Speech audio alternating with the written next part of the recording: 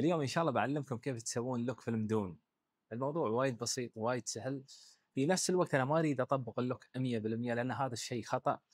ضروري إنك أنت تسحب من أي فيلم لكن تضيف الكرياتيفيتي اللي عندك، لأنه ما يستوي إني أنا آخذ تعب الناس وأحطه عندي بكل بساطة وسهولة. صح إني أنا في حسابي أنزل هذا الشيء، لكن أنا لأغراض التدريب أنا وضعي غير. أنا كحمد كلرست في نفس الوقت أنا ألون فوتوجات الناس، عندي كلاينتس وهالأشياء هذه، فأنا ضروري أنزل هالأشياء هذه بحيث أنه يجيني كلاينت، والكلاينت هذا لازم يعرف أني أنا كحمد أقدر أطبق لك أي فيلم في خاطره. وأنا أسوي هذا الشيء طبعا لأسباب معينة، عشان الشخص اللي يجي عندي ويبغى يستوي الكلاينت مالي كتلوين اني الون فوتوجات وكذا. يعني في ناس من دول اجنبيه يتواصلون معي يبون تلوين، لانهم يشوفون اني انا قادر على هذا الشيء، اني اسحب الوان الافلام اللي تشوفونها في السينما. فانا كحمد يوم اطبق 100% لاسباب معينه، بس في نفس الوقت لو تشوفون في لقطات او فيديوهات اني انا جالس اطبق اللوكات اللي عندي والكرياتيفيتي اللي عندي والشيء اللي انا اتخيله كحمد. ما بطول اكثر، شوفوا الشرح بعد الانترو.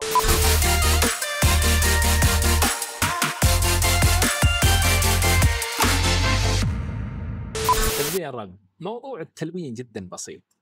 شوف، بناخذ من فيلم دون، من هاللقطة الحلوة الجميلة المرتبة الفخمة الطرب، ونطبق في هاللقطة. الهدف بالنهاية الألوان هذه، أنا ودي إني أطبق هالألوان هذه بكل سهولة وببساطة وسلاسة. الموضوع جدا بسيط. تعال جهزت لك نوت 3. زين، أباك تسوي لي 5 نود 3. الأول عشان الإكسبوجر، الثاني هني الماجيك يسمونه كومبرس، بنسوي كومبرس للألوان. بعدين عندك الأوفست، هني بنعطيه شوية أشياء جميلة. سي اس تي أهم شيء بنبدأ فيه طبعا. وبعدين اللي هو الفيلم لوك اللي موجود في المجاني وفي المدفوع. تقدر تسوي الطريقة أو هالشيء في المجاني وفي المدفوع، تمام؟ مو لازم انك تشتري دافنشي. اول شيء بنحط الكلر سبيس ترانسفورم، بنحط كانون، بعدين اللي هو سيلوك 2، بعدين ريكس 709، اخر شيء عندك مش جاما 2.4، لا، سينيون فيلم لوج، تمام. وبعدين تفعل ساتوريشن كومبريشن، وتفعل اللي هو يوز كاستم ماكس انبوت. بس تحط عليه صح وامورك طيبه، تمام. من بعدها تي هني رايت كليك وتروح لات فيلم لوك وتختار 55، لان نحن رايحين للبرتقالي. الحلقه السابقه او الحلقه اللي قبلها قلت انا ان ال60 ناتشرال، ال55 وورم، ال65 كولد. فنحن لان اللوك اللي نحن رايحين له وورم او حار، فلازم نختار 55، تمام. اول ما تسوي بهالطريقه او تضغط عليه بيطلع لك الفوتج بهالترتيب هذا بهالنظام هذا. طبعا انا مصور الفوتج هذا شيفت دي عشان اشوف قبل وبعد. انا مصور هذا الفوتج، الاكسبوجر فيه جدا عالي، فعشان شي بعد الكونفرجن انت جالس تشوفه اوفر او رايح فوق، ولا تخاف يعني امورك طيبه. يعني هذا كله بنرجعه بكل بساطه وسهوله. بعد هالخطوه وهالخطوه تنزل هالاثنين، خلاص تنساهم كانهم مش موجودين. تروح الاكسبوجر اتش دي ار، تضغط النقاط الثلاثه اللي هني، تروح كلر سبيس، تضغط على كانون سينما جامت. اذا عندك كاميرا ثانيه تختار الكلر سبيس او البكتشر بروفايل اللي انت صورت فيه، كانون سينما جامت، تضغط هني جاما سيلوج 2، وتي تنقص الاكسبوجر، لكن مو على كيفك تنقص، ما يستوي ما يستوي. قبل ما اقول لك عن موضوع الاكسبوجر، ضروري اني انا اروح للكلر مانجمنت واراويك ان عندي التايم لاين كلر سبيس والاوتبوت كلر سبيس ريكس 124، تمام. ضروري عشان انت ما تحط اعدادات ثانيه وما تشوف النتيجه هذه، تمام. كل انسان وكل مصور وكل كرييتر عنده نتائج معينه، امور معينه، طريقه معينه وهذه طريقتي المفضلة. في طرق كثيرة بشرحها الأيام الجاية إن شاء الله، لكن هالطريقة اللي أنا أفضلها اللي هو ريكس 709 جاما 24، هالشيء اللي أنا أحبه. تمام. في طرق ثانية وطرق أفضل من هذه، لكن أنا أحب هالطريقة لأنها توصلني بسرعة للشيء اللي أنا أبغاه. فالحين تأكدتوا من هناك، ما يستوي اني انا خلاص انزل الاكسبوجر بعد ما انا غيرت الكلر سبيس والجاما او اخترتهم. لا، لازم انا اروح اقسم الشاشه لسلكتد كليبس واضغط على كليبس. وطبعا انا جايب الكابتشر لازم بالتايم لاين عندي، اضغط على الفوتج حقي كماند ماك الت ويندوز، وتضغط على الصوره اللي انت نزلتها كابتشر من اي مكان كابتشر انت حبيته. تسكر الكليبس، عندك الفوتج اللي انت تبى منه، تبى تاخذ الالوان منه والفوتج مالك. هني انت تشوف السكوبس وتشوف الفوتج في نفس الوقت. تروح للاكسبوجر من الجلوبال، تنزل الاكسبوجر تمام لين ما توازي الكونتراست هني او الاكسبوجر اللي على اليمين نفس الاكسبوجر، والكونتراست اللي على اليسار نفس الشيء. طبعا عندنا مشكله في الشادوز في الفوتج مالي اللي هو على اليسار، بنعدله لكن مش الحين. لو تلاحظ ان انا عندي معلومات اكثر، انا ما نزلت كامل تحت لان هم فوتجهم غير، هم يعني عندهم شيء مرتب، هم مصورين الاكسبوجر او مصورين الفيلم هذا بهاللوك بالضبط. يعني هم عندهم لت لهذا اللوك من مسبقا على قولتهم. يعني هم جايبين كلرست في اللوكيشن ومرتبين اموره، وهو حاط اللت هذا وجالسين يشوفون هذا وقت التصوير. هم يستخدمون دافنشي على امور معينه، على اشياء معينه، لكن نحن لازم نحاول قد ما نقدر ان نجيب نفس الالوان، مو 100%، شويه بالمية.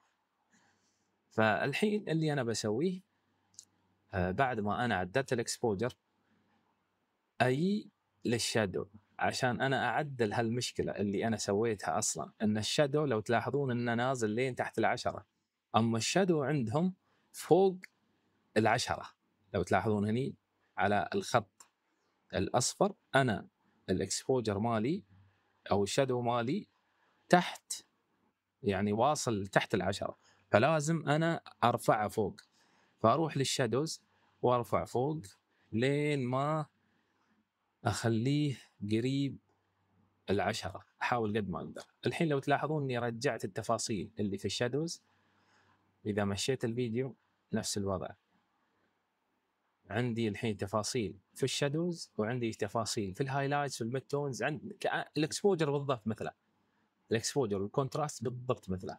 لكن انا لازم اسوي شيء كرييتيف، انا لازم افكر اني انا ما اخذ 100%. طبعا انا كحمد احب اني انا اخذ 100%، كاني انا ودي اراوي للناس اللي يصورون افلام واللي يسوون كل هالامور هذه ان حمد احمد كلرست.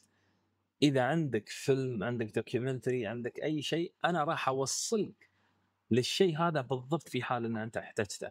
بس انت كمشاهد حاليا انت مو تخصص كلرست بالضبط، فهمت علي؟ انت تبغى تحسن فوتجاتك. فالحين على سبيل المثال انا عندي الفوتج هذا، ما ابى اخلي الكوبي 100%، مع اني انا اقدر اسوي كوبي 100%، لكن لا تسوي 100%. اذا انت جالس تلون فوتجاتك لا تسوي 100%. انا اعيد لك، انا اسوي 100% في اغلب الاحيان، لان شغلي يطلب هذا الشيء. انا عندي كلاينتس اجانب، فيعني شغلي يطلب هذا الشيء منه. تمام. فالحين مثل ما تشوف انا جبت الشادوز والميدتونز والهايلايتس كلها نفس الشيء. عندي انا التراب على سبيل المثال عالي شويه، مو مشكله، انا ما يهمني الحين التراب، انا يهمني المعلومات اللي في هالمنطقه هذه. هالمنطقه هذه مهمه بالنسبه لي. انا ابى اسوي مستطيل هني ويطلع عندي هذا كله نفس الشيء، لان هذا اللي فوق بسبب قوه الشمس الموجوده عندي.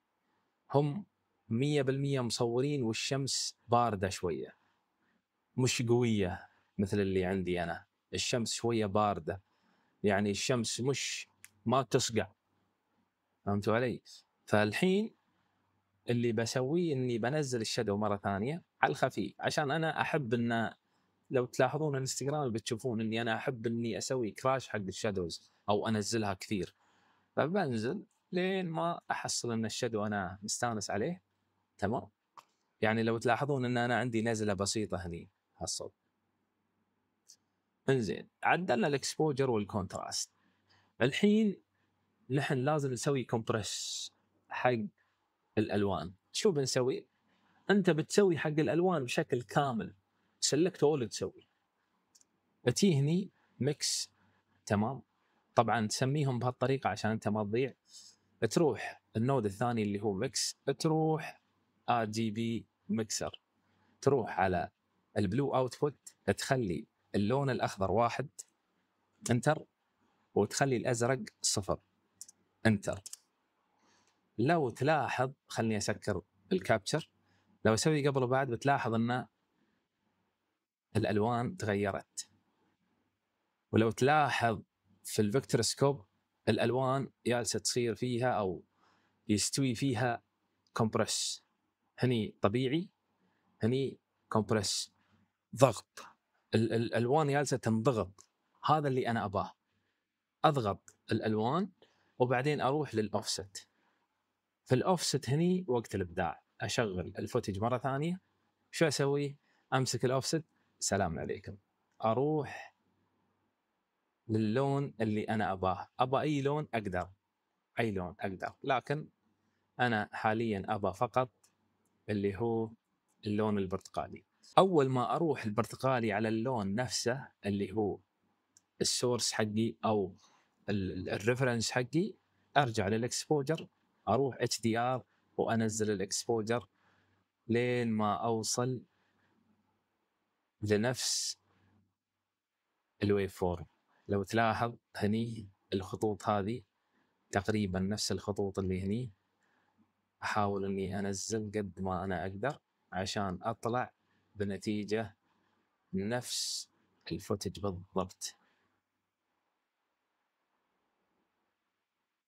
بعد ما انا وصلت لنفس الالوان شو اسوي؟ اروح اوفست مره ثانيه، اروح للاوفست هني واضغط على لوج ويلز من الشادو، اروح عكس الاصفر. السبب عشان ارجع اللون الاسود اللي في لبس الموديل والدراجه يرجع طبيعي. بضغط على دبل تاب على شادو، اباك تركز على الدراجه والموديل. 1 2 3، شوف كيف رجع عندي اللون الاصفر. الحين بعد ما انا عدلت الشادو قبل ما اعدل، بعد ما عدلت قبل ما اعدل، بعد ما عدلت، ومثل ما تشوف الحين انا وصلت لنفس الالوان بالضبط وبكل سهوله وبكل سلاسه. الموضوع وايد بسيط، ما يبغى له شيء، بس انت معقد الموضوع او مصعب الموضوع، واغلب اللي موجودين في اليوتيوب جالسين يعقدونك ويخبصونك عشان انت ما توصل بسرعه. 5 نودز اعتبر اخر اثنين مش موجودين، اللي هو 4 و5، بس اعتمد على 1 و2 و3، وان شاء الله في كل اللوكات اللي انت بتسويها بتطلع بنتائج حلوه باذن الواحد الاحد. طبعا انا اقدر اني انا اوصل 100% من الالوان، 100% بخليه نفس الشيء، 100% بتشوفه بالضبط نفس الشيء. لكن الهدف بالنهايه انا ما اريد اخليك تسوي كوبي وانت ما تعرف كيف تكون كرييتيف، كيف انت تسوي لوك بنفسك. فالحين انت عندك مهمة انك تدرب نفسك على هال 5 نودز، ان انت كيف تاخذ من فيلم 50 60 70% والباقي يكون من صوبك. انا متأكد ان انت تقدر، وبالتوفيق. مثل ما شفتوا وصلنا لفيلم دون بكل سهولة وبساطة وسلاسة. إذا ما تتابعني في الانستغرام اكتب بالعربي حمد أحمد بطلع لك أول واحد. لايك كومنت سبسكرايب، وإن شاء الله أشوفكم في الفيديو الجاي. مع السلامة.